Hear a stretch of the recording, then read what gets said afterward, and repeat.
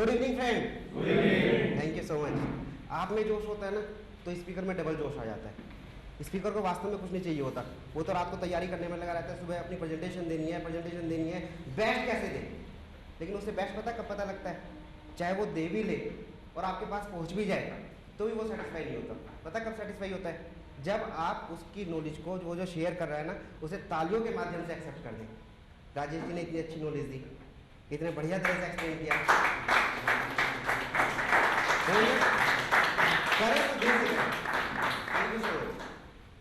Friends. NGO के पूरी दुनिया क्या है वो मैं आपको एक्सप्लेन करूंगा।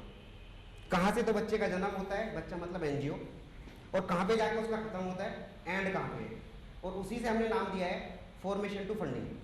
किसी की भी एनजीओ, कुछ पार्टिसिपेंट यहाँ पे ऐसे हैं जो नई एनजीओ ओपन करना चाह रहे हैं, कुछ पार्टिसिपेंट ऐसे हैं जो एनजीओ ऑलरेडी चला रहे हैं और उन्हें काफ़ी प्रॉब्लम आ रही है।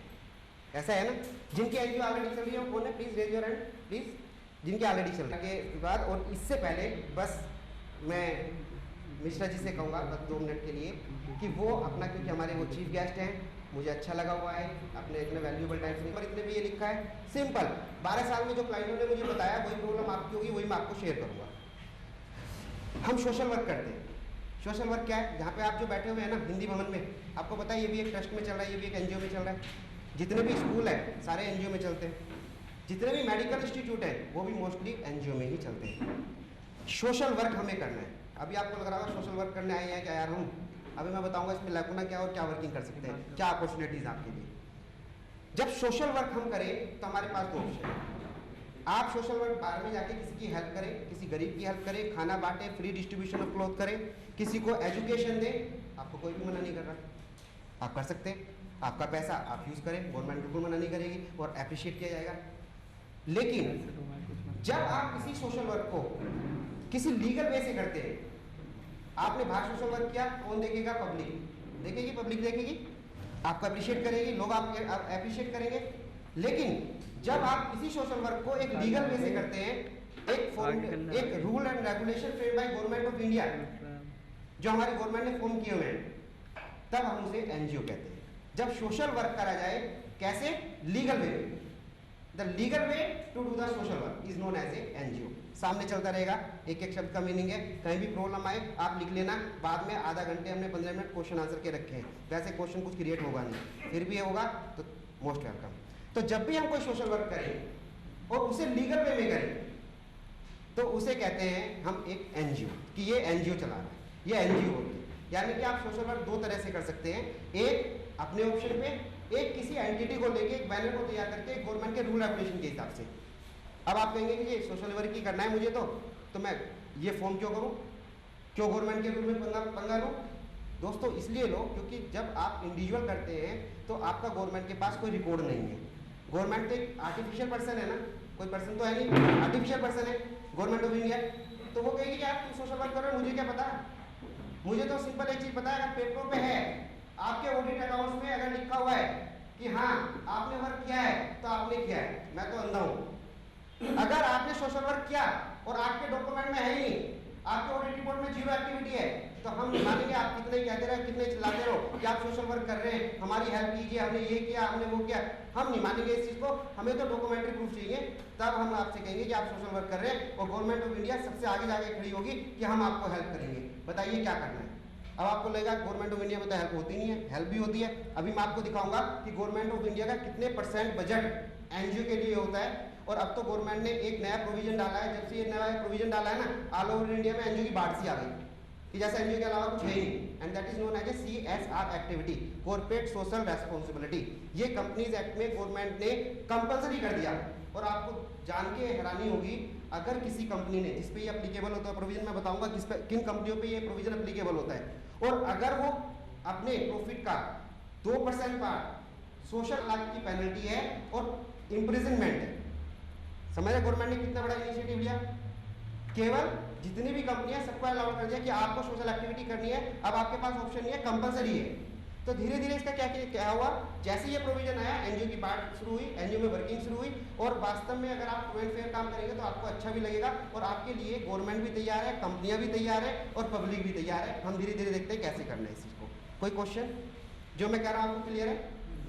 तो बीच बीच में यस जरूर कहना है जिससे मैं आगे चल सकूं।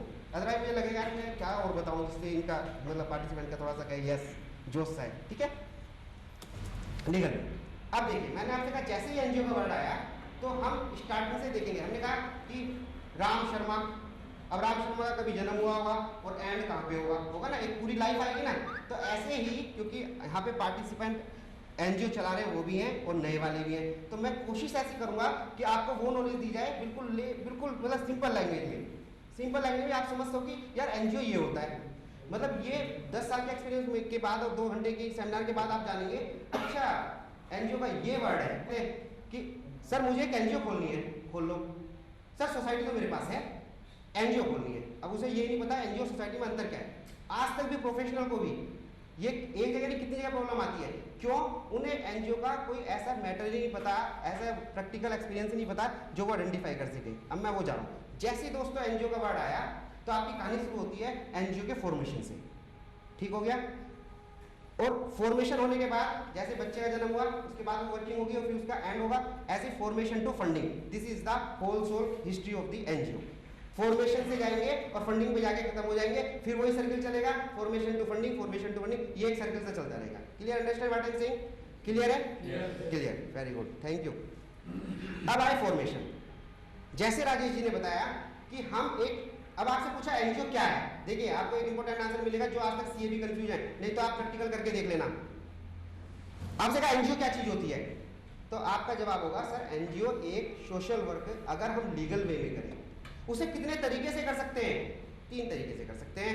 एक तो ट्रस्ट, एक सोसाइटी और एक सेक्शन 25 कंपनी। लिखना हो तो लिख लेना, इंपॉर्टेंट पार्ट है, एक टेक्निकल मीनिंग है, यही मैं मतलब क्लियर करना चाह रहा हूँ। फॉर्मेशन जब हम एनजीओ का करेंगे, एनजीओ का मतलब है सोशल वर्क को लीगल वे में करना चाह रहे हैं, गवर्नमेंट ऑफ इंडिया के हिसाब से करना चाह रहे हैं। कैसे करना चाह रहे हैं? कितने मेथड हैं? Trust, society and section 25 company, इन तीनों में से कुछ भी कर लो। जैसे आप बिजनेस करते हैं ना, बिजनेस कैसे करते हैं? प्रोप्राइटरशिप में करते हैं, पार्टनरशिप में करते हैं या कंपनी में करते हैं। 3 मेथड होते हैं ना, यस और no? Yes. In the same way अगर आप सोशल वर्क करना चाह रहे हैं तो गवर्नमेंट ने कहा या तो आप उसमें ट्रस्ट में कर लो, सोसाइटी में कर लो या सेक्शन 25 कंपनी में कर लो। बिल्कुल वही प्रोप्राइटरशिप, पार्टनरशिप एंड कंपनी, ये हमारा फॉर्मेशन। अब इसका फॉर्मेशन कैसे होना है, अभी मैं आपको टर्मिनोलॉजी बता रहा हूँ सिंपल कि एनजीओ का मतलब क्या है?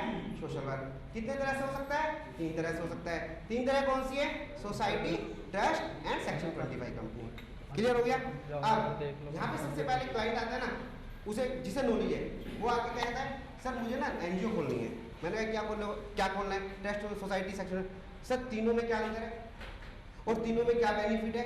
अब कैसे डिसीजन लेंगे? अगर आप एक एनजीओ चला रहे हैं या एनजीओ खोलना चाह रहे हैं तो कैसे डिसीजन लेंगे? आपको क्या है इसका मतलब क्या हुआ? तीनों को डीमेरिट और मेरिट आपको पता रहना चाहिए। तीनों में क्या लाभ है, क्या हानि, जब तो आप डिसीजन ले पाओगे। तो कितने फैक्टर आपको इफेक्ट करते हैं ये डिसीजन लेने के लिए कि हम एनजीओ अगर ओपन करें तो वो किस वे से ओपन करें। क्लियर है? अब फॉर्मेशन टू फंडिंग। फंडिंग भैया जब आप कोई बिजनेस चलाते हो तो आपकी सोर्स ऑफ इनकम क्या होती है? Main source of income sale होती है ना।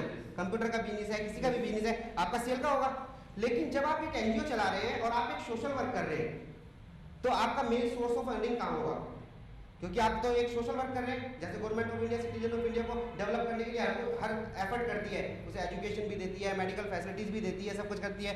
ऐसे ही एनजीओ की जो सोर्स है कि वो खर्चा कहाँ से करे, वो क्या होगा? Indian funding and international funding. उन्हें 2 तरह से फंडिंग मिलती है, ऑल ओवर वर्ल्ड में फंडिंग है। अब तो पहले इंडियन होता था, अब इंडियन एंड आउटसाइड इंडियन, मतलब फॉरेनर से भी हमें डोनेशन लेना है लेकिन उसकी लीगल फॉर्मेलिटी काफी है। अब क्या हुआ? जिन लोगों को ये नॉलेज है कि यार एनजीओ को फंडिंग मिलती है, अब देखो कहाँ प्रॉब्लम आती है। लोगों को पता लगा कि भाई ठीक है एनजीओ तो हमारी है, अब हमें फंडिंग चाहिए।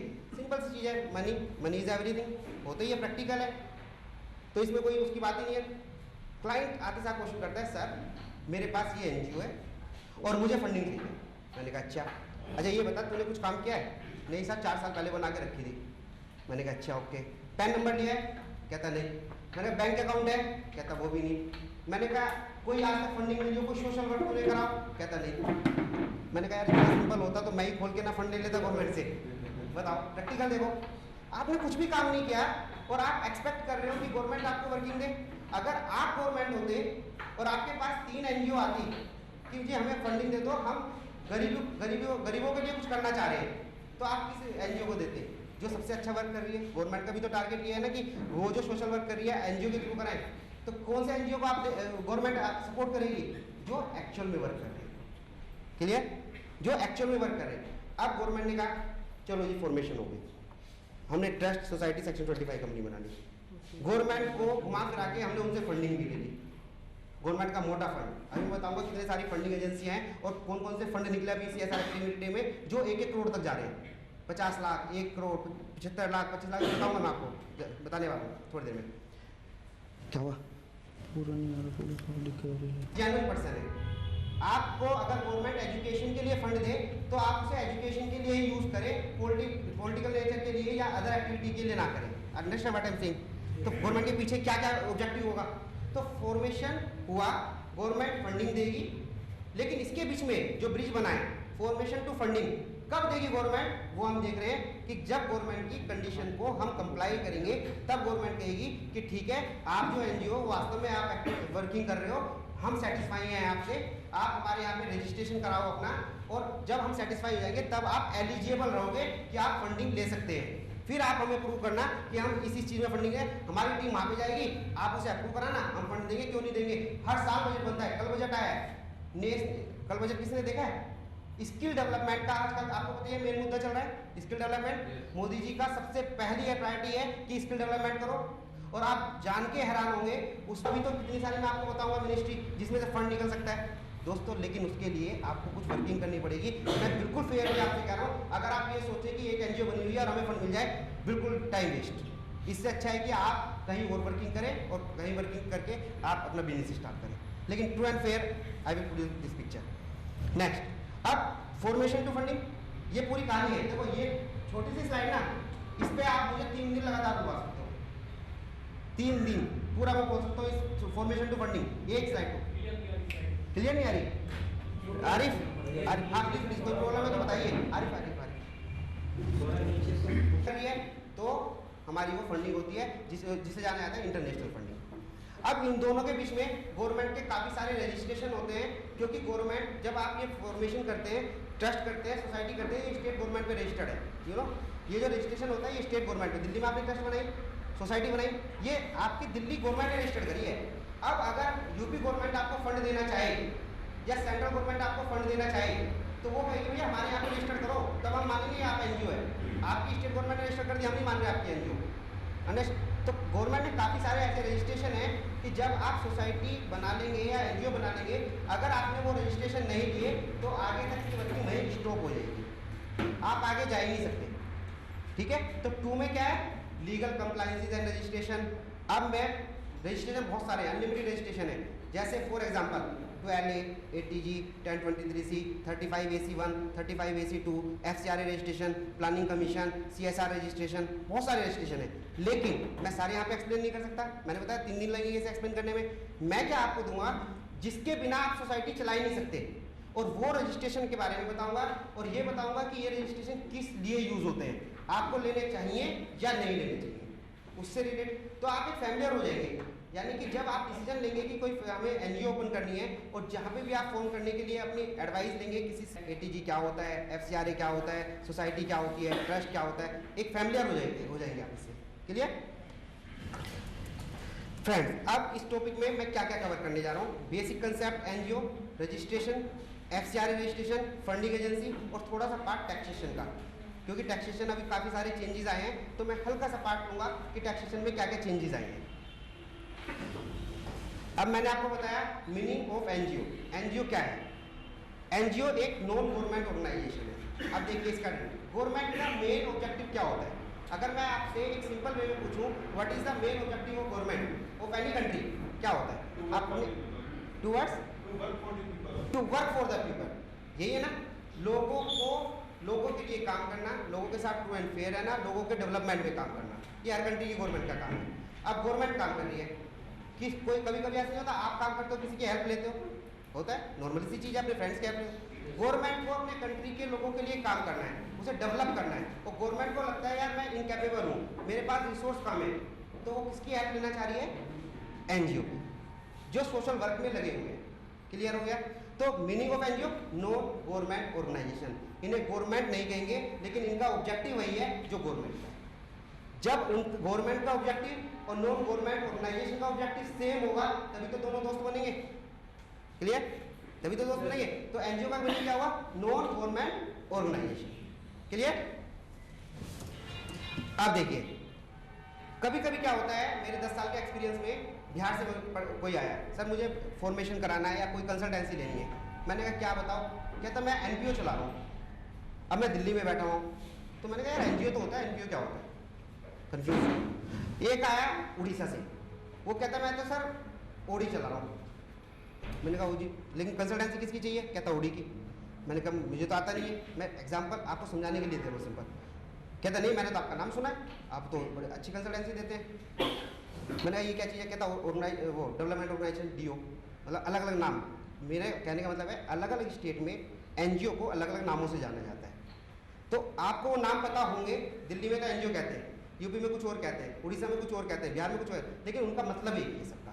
वो किन किन नामों से जाने जाते हैं वो मैं आपको बताने जा रहा हूँ। एनजीओ किस किस नामों से, डिफरेंट नामों से जानी जाती है। Non government organisation, non profit organisation, voluntary organisation, voluntary development organisation and non government development organisation. अगर आपको यहाँ पे किसी का भी नाम मिले तो सोच लेना एनजीओ की बात चल रही है। क्लियर है? Thank you sir. आपको क्लियर है? एक ही भैया को क्लियर है और किसी को क्लियर नहीं है? क्लियर है ना? तो बोलने में क्या जा रहा है? मेरे से फीस चार्ज कर लो। बैक करो।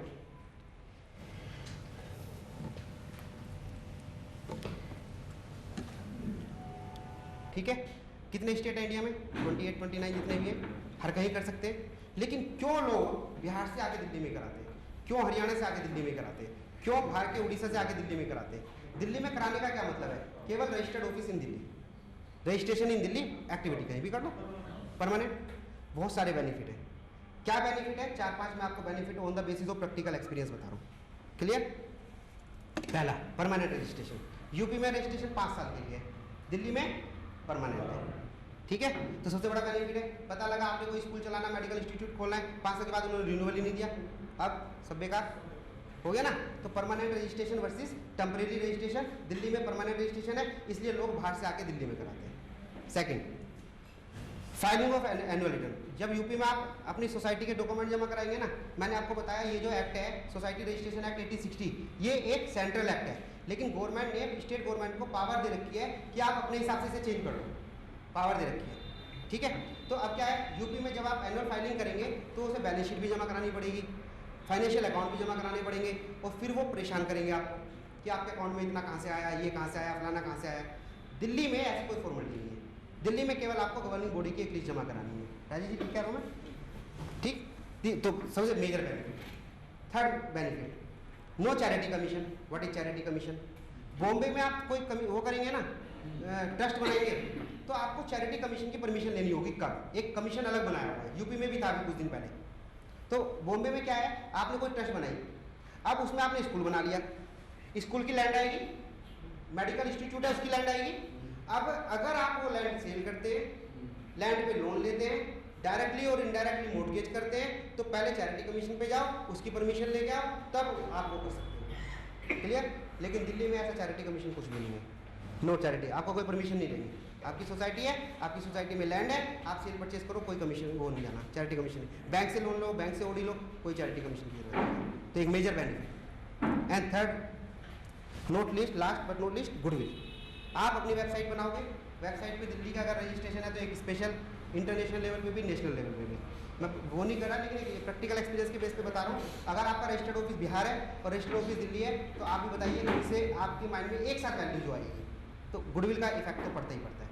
तो ये कुछ बेनिफिट हैं जो दिल्ली में रजिस्टर्ड कराते हैं लोग, रजिस्टर्ड कराने का बेनिफिट है। नेक्स्ट देखिए, जो मैंने आपको स्टार्टिंग में क्वेश्चन क्रिएट किया था, स्टार्टिंग में, कि कोई क्लाइंट आया या आपने ही डिसीजन लेना है कि हमें सोसाइटी बनानी है, ट्रस्ट बनानी है, सेक्शन 45 कंपनी बनानी है, स्टेट लेवल बनानी है, ऑल इंडिया बनानी है, या चैरिटेबल बनानी है, रिलीजियस ट्रस्ट बनानी है। Criteria to choose between the society, trust and companies, कितने % कैपेबल आप हो डिसीजन लेने के लिए बताइए आप।